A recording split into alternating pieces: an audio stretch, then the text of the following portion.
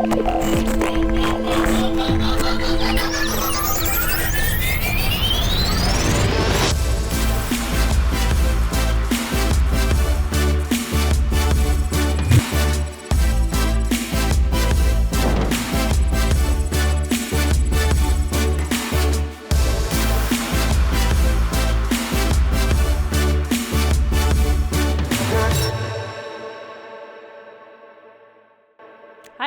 welcome to the Symphony of Things, exploring AWS IoT through music. I am Anne. I'm a cloud engineering consultant at Superlumina, which is an AWS-focused consulting company here in Hamburg. And before I became a cloud consultant, I studied e-commerce with a focus on computer science. And after that, did my master's in medical informatics, where I focused more on data science and machine learning topics. However, I realized I like more the DevOpsy, back-endish kind of things, so I decided to become a cloud consultant and started working at Superlumina, and I'm pretty happy there. I'm also running a side business together with my brother about e-invoicing, where we built a lightweight API to create compliant electronic invoices in Germany. And I know it's not the sexiest topic in the world. We learned a lot about XML, and I know that doesn't sound exciting. But actually, it's fun to work at that because it's such a not exciting topic, and we want to make it better than a lot of companies out there, and the company's doing fine. So as you can see, I'm pretty passionate about tech. But I'm also really passionate about music. And a little disclaimer at this point, the network is not really well. So I have a couple of videos in my presentation which might not work. I have a backup, but this screen is really big, so I'm not sure yet how we're going to do it, but we're going to do it somehow.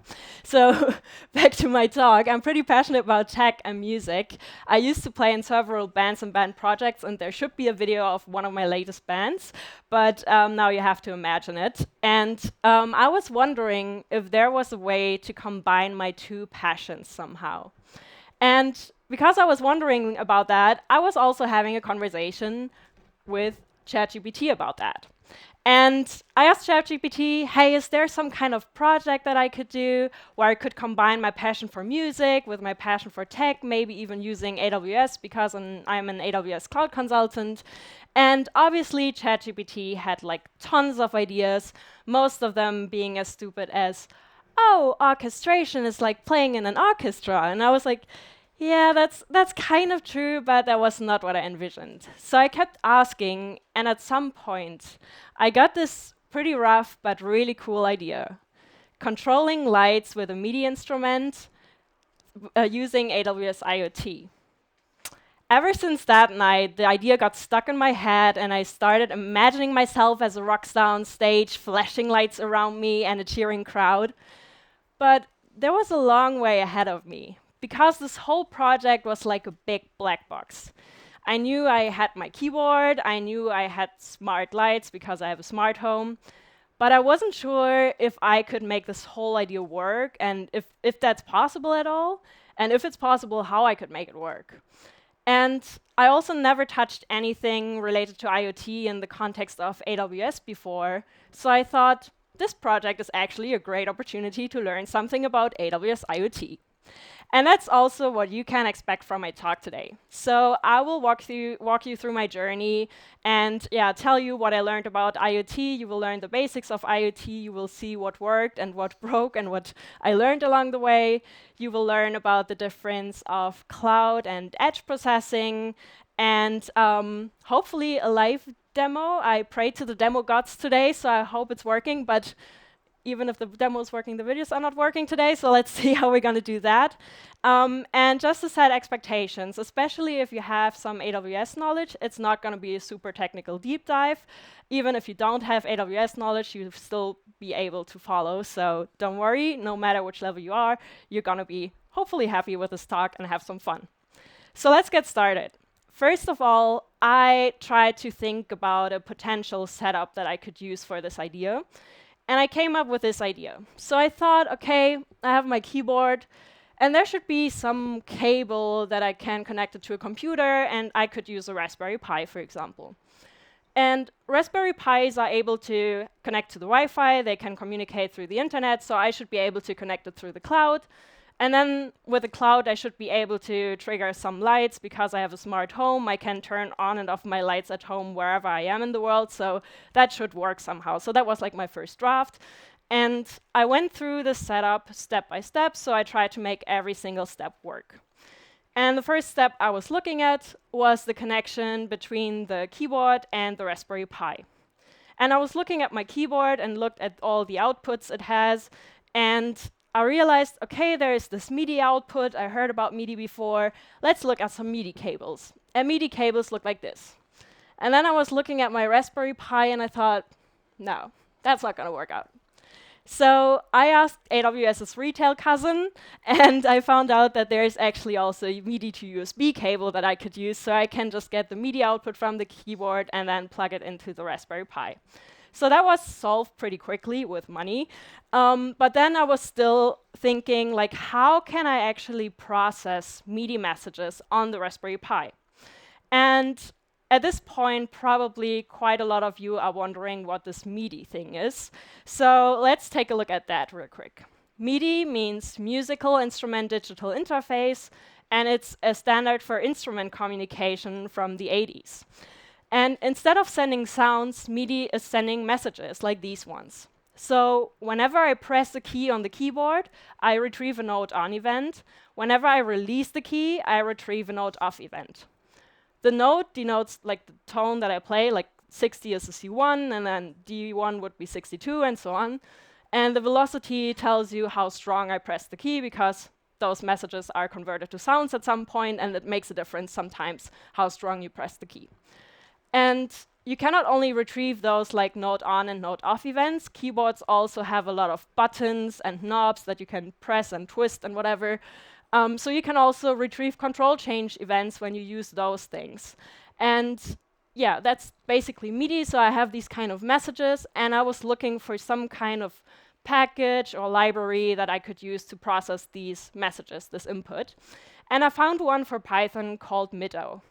And the first thing I did then was connecting the keyboard to the Raspberry Pi, using this Mido package, listening to the input port. I found the port with the documentation, so you can find out on which port you have to listen, and then just print it to the console. And that was the moment where I would like to show you a result, but I'm not connected to the Wi-Fi anymore because it's not available, and Google Slides doesn't play videos in offline mode. So you have to believe me that there's a video, I'm playing the keyboard, and then it appears on the console in my terminal, right? Do you see it? Perfect, thank you. So that part was actually working. You have to believe me now, I'm sorry. And with that, a big part of my unknowns was already done, and the next step was then the communication of the Raspberry Pi with the cloud. And in AWS, we have like a bunch of services, so-called services. That's kind of like a Lego box, and then you can grab some and put them together. And I was looking at the AWS services, and I found AWS IoT Core. And AWS IoT Core is a service to connect devices securely to the cloud. And I thought, yeah, that's what I want to do. I want to connect my Raspberry Pi securely to the cloud. And whenever you use AWS IoT Core, the first thing you need to do is creating a so-called thing, which is a representation of the device in the cloud.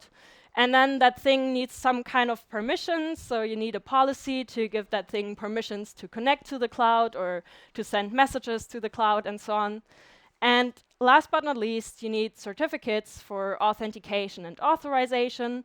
These need to be downloaded onto the device, and whenever all that's done and your device has the permissions to connect to the cloud, it's actually able to connect to the cloud. While I was working with AWS IoT Core, I learned that the service is completely based on top of MQTT. So I was also looking into MQTT, which I heard in the context of smart home before, but I never looked into it. So we will do that right now. MQTT means Message Queuing Telemetry Transport Protocol, and it's basically working a little bit like YouTube. So in the middle, you have the MQTT topic, And then you can have devices or services that are publishers. They publish messages to that topic. And then on the other hand, you have other devices or services that are subscribing to the topic, and then they retrieve updates. So the topic is like the YouTube channel. You have content creators that can post something to that channel, and then you as a subscriber will get updates. So it's kind of working like that. And MQTT is pretty lightweight, and yeah, as you can see, it's based on messages. And I was thinking, okay, MIDI is based on messages, MQTT is based on messages. I should be able to put a MIDI message into that MQTT message. And that's what I did. So AWS provides an IoT SDK, and I used that. So I first established the connection to AWS IoT Core, where you can see I use the certificates. The endpoint is actually like you find it in your cloud account, like in AWS IoT Core console. And then the SDK offers a connect function to connect to the cloud. Whenever that connection is established, you can send MQTT messages to a topic that you create in the cloud. And I recycled the script that I had before, where I just printed the messages in the console. But instead of just printing it, now at the bottom you can see I published those messages to an MQTT topic that I just created in the console before. The payload is the MIDI message. And you can define some quality of service. Here it's at least once. There's also at most once and exactly once. Since this was more kind of a pet project, I didn't really take care of that, but just for the sake of simplicity that you know. Now is the point of another video where I would like to show you how it's working. And now I just have to describe what you would see there. So you would see my screen with the AWS IoT Core console, so basically the cloud, and my keyboard, and how I press the keys and the messages appear on the screen. And that's actually happening pretty fast. There's barely any latency, and I was really impressed by that. Because you have to think about that the keyboard sends the signal to the Raspberry Pi through a cable, so yes, that's fast. But the Raspberry Pi is sending the data to the cloud that's traveling over the internet. So for that, there was basically no latency, and like based on a feeling, so that was really fast. And I was impressed and happy that also this part was working then. Now there was only one part missing, controlling the lights. And a little disclaimer here, I was looking for lights that already offer some kind of API because I didn't want to invent how to control some lights. So I bought explicitly lamps that offer some kind of API. If you want to trigger an API from AWS, there are multiple ways. A common way is probably Lambda. Lambda is a service where you just write your business logic. You don't have to care about OS or networking or firewalls. And that's what I used. And in order to connect those services in AWS, especially with AWS IoT Core, you can define so-called rules in AWS IoT Core. So what happens is that you say, okay, whenever I retrieve an MQTT message on my topic in AWS IoT Core, please trigger this and that action. In my case, that's a Lambda function. You can define multiple actions, trigger step functions, Lambda functions. I think you can send stuff to Kinesis. There's like a lot of stuff you can do. In my case, it's just triggering the Lambda function. And you could also say there should be error actions. So in case the Lambda function can't be triggered, please write a message to Amazon CloudWatch. I just focused on the happy path, so I was trying to implement that Lambda and connect it to AWS IoT Core. And that Lambda function looks like this. It's pretty simple. We just have the URL there, and then whenever I press the key, I want to turn the light on. Whenever I release the key, I want to turn the light off. And then I just make this with actions, this simple API request, and that's it. And now there would be another video to show you how it's working. And I have to explain you again what you would see there. So I have the keyboard, and I have a little light bulb next to it. And you can see that there's like a little bit of latency, but it's still pretty snappy. But there's also some glitches. It's not perfect. But in general, the whole thing was working. And at this point, I would like to have a little recap. So you've learned about AWS IoT Core and how to connect a device to AWS IoT Core. I told you how to send MQTT messages and what MQTT is, and how you can also trigger other actions in the cloud after retrieving an MQTT message. At this point, you might really wonder, okay, she brought this whole setup, I see it, and she's telling us she has videos that don't work. Why do I do that? Why I'm trying to show you videos and just not use this demo over here? Does anyone have an idea? Sorry? Yes, exactly, because of the lack of Wi-Fi. We're in Germany, and Germany doesn't have the best internet connection, and whenever I created this talk, I wasn't sure where I'm gonna present it. Is it in the bunker? There's not even a phone signal. Even here is also not that much phone signal, to be honest, and also the Wi-Fi is not working really well. And I'm actually a safety person. I don't like too many risks. I didn't think about the videos, as you can see, but for the demo, I didn't want to rely on any public Wi-Fi or on my phone or something, so I wanted to have a local setup. And if you think about it, for IoT, that's actually a common use case, because maybe you have some factory somewhere in the countryside, there's not much of a phone signal, there's not much of an internet connection, but the factory owner still wants to see if the machines are working well, wants to do predictive maintenance, or like turn off some machines whenever like some temperatures increase and all that kind of logic. That should work locally without communicating to the cloud. So also AWS has a solution for that, which is called AWS IoT Greengrass. In fact, AWS IoT Greengrass and AWS IoT Core work hand in hand together. But still, if you have to choose which one you're going to use, they're like made for different use cases and they work differently.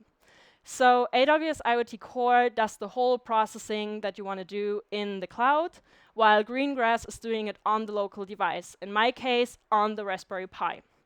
That means that with Core, you usually have a higher latency because the data has to travel through the internet, and with Greengrass, it's really low because it's just working on your local device. It doesn't have to go through the whole internet.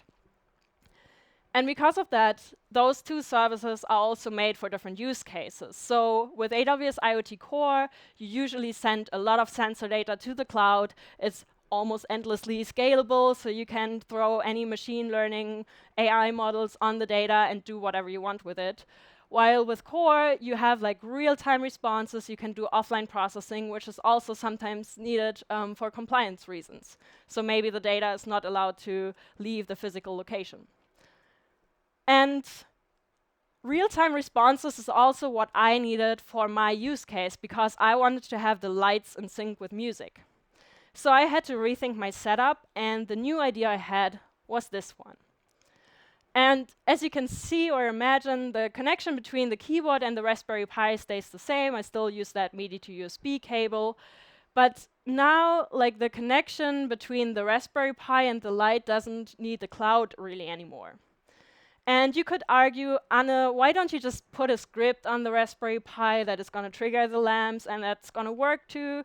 Why do you still want to use the cloud there? Well, I'm an AWS consultant and I wanted to learn how AWS IoT works. So I also wanted to understand how I can manage local devices from the cloud. And that's why I wanted to learn how Greengrass works.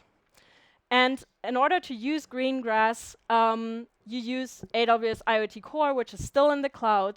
And from there, you can send software components to your devices, to your Greengrass edge devices. And then the actual processing, the software that runs, is actually then on your Raspberry Pi, on your local device. So those local devices can then still communicate locally via MQTT, via network. Maybe there's a camera attached to one of the devices and you do local image processing, or maybe one of the local devices has a Zigbee hub attached and wants to trigger some lights, whatever you can imagine. So the internet connection in this case with Greengrass is only needed to do new deployments or updates of software.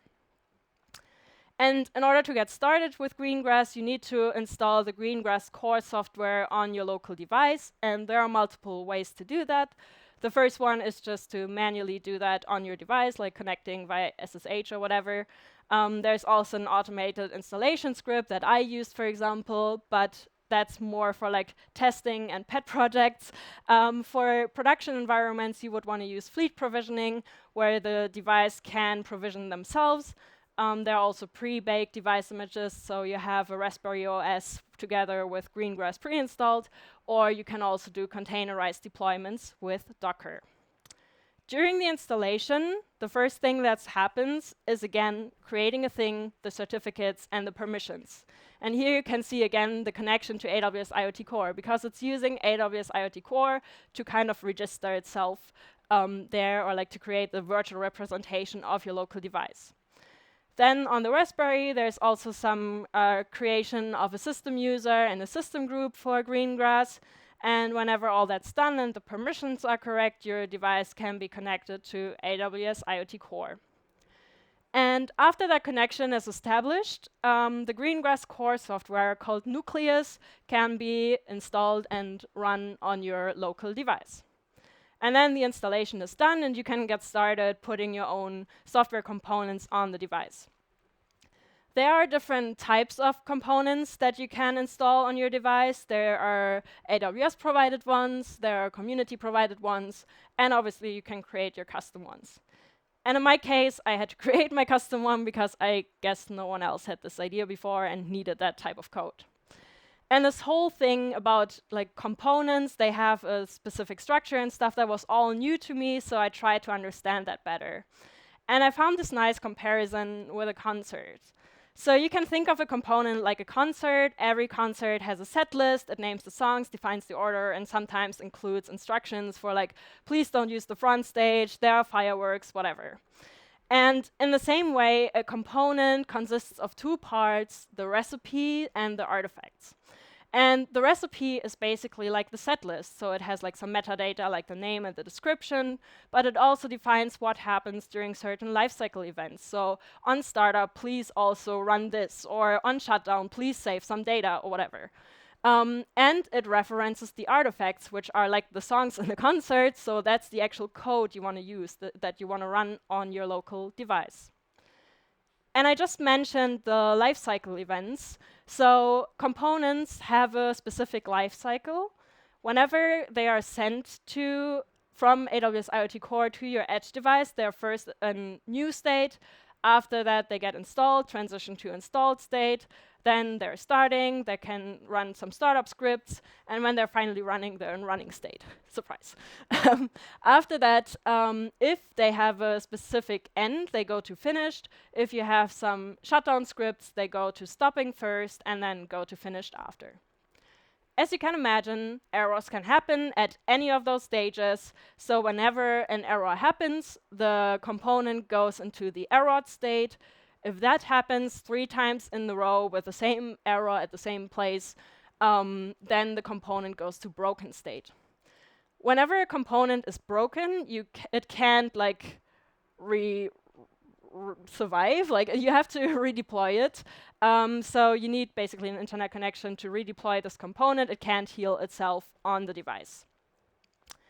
So with this knowledge in mind, I started to write my first artifact, and I kind of recycled the Lambda function that I had before, but now I had to use Python. So as you can see, I'm using a local IP address to trigger my lights. I'm not sending that through the internet anymore. And yeah, I basically just sent the API request again. So when I press the key, then please turn the light on. When I release the key, please turn the light off. And that's it. And AWS has some SDK that helps you to create this artifact recipe structure that I used. So I had everything set, and I thought, okay, now I can just deploy my MIDI script to the Raspberry Pi using AWS IoT Core. And whenever I tried that, I got an error, missing dependencies. And I was looking at it, and I was like, oh yeah, I'm using MIDI. And in the first case, I just had like a virtual environment that I set up manually, but now with Greengrass, there's never the point where I install dependencies, where I install this MIDI library. So I just asked my favorite coding assistant to help me, and my coding assistant just proposed, oh, like, you know, you have these lifecycle events, and during the install phase, why don't you just do a pip install MIDI? And I was like, okay, I'm going to try that. So I install my dependencies during the install phase. Sounds right. But I got another error. Dependencies can't be installed. And I was confused because I was also like really, really sure that that should work. So I kept asking, and it made some other suggestions, and it was always like, oh yeah, now I'm completely right, but it wasn't. It just never worked. And then I started to look for examples on the internet, but all examples that I found were Hello World, and Hello World doesn't have dependencies. So I was really puzzled, and finally I started to look into the AWS documentation. And I found out Greengrass components are running in isolated environments. That means they have limited access to the host systems, which is kind of similar to container runtimes. And if you think about that, that makes total sense, because if I run multiple components and one of them crashes, I don't want the others to be affected. I want my Raspberry Pi still to be able to run and stuff. So it makes total sense, but still that knowledge didn't solve my problem. But at some point I figured it out, and the solution was Docker. So with Docker, I can just bundle my dependencies and my code together, create an image, and Greengrass is actually able to run Docker components, so that works together. And I was finally able to create my component, and here you can also see the recipe. I chose YAML here because it's shorter for the presentation, but you could also use JSON. And at the top, there are some metadata, like the name and the description. Then there are dependencies. In this case, because it's a Docker component, AWS adds some Docker dependency here. And then in the manifest section, you see the lifecycle events. And during the install phase, I actually download the image, so it's on the device. And then after that, I never need an internet connection anymore. So whenever I turn my Raspberry Pi on now, it just starts that image automatically. And there's only one little specialty here, the ---- device, because I still need access to the MIDI input, so I still need access to the host system. And in this case, I allow access to sound devices. And in the artifacts section, you can also see the reference to the image where it should download it. All right, so that was, again, a lot of input, less videos. Let's have a short recap again. So I told you that you need the Greengrass core software nucleus and how you can install it on a device. You learned about different component types, their structure, and their lifecycle. And you learned how to create and deploy your own components. But remember how it all started. It was me imagining myself as a rock star on stage, flashing lights around me, and a cheering crowd. To make this work, I didn't just have to learn the IoT part. I learned the basics of a music production software. I learned that cheap Wi-Fi lamps are not really reliable, but Zigbee lamps are. But Zigbee lamps don't exist in the shape that I would like. So I started to build my own lamps, and my neighbor helped me 3D printing and modeling the stands for them using LED light strips. So it was a long way to get here. But now it's time to bring the Symphony of Things to life. And I need to unplug the cable.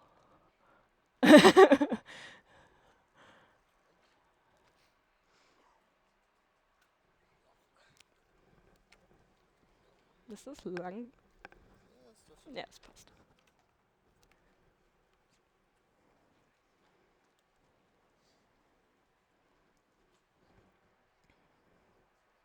Ja?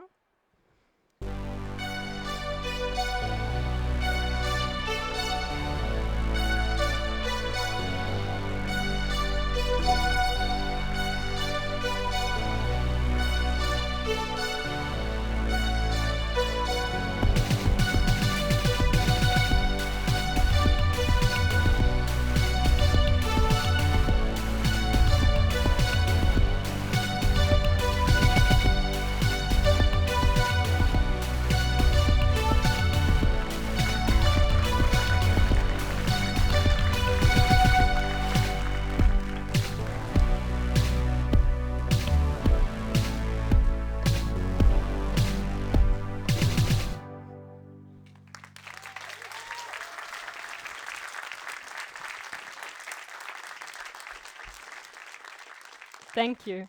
That's it. A Friday night idea turned into a real living demo. Not every project starts with a business case. Some start with curiosity or music or just a late night chat with ChatGPT. Whatever sparks you, I hope it inspires you to build your own Symphony of Things. You've been an amazing audience, Hamburg. Thank you so much. And the stage is yours now. Are there any questions? Thank you.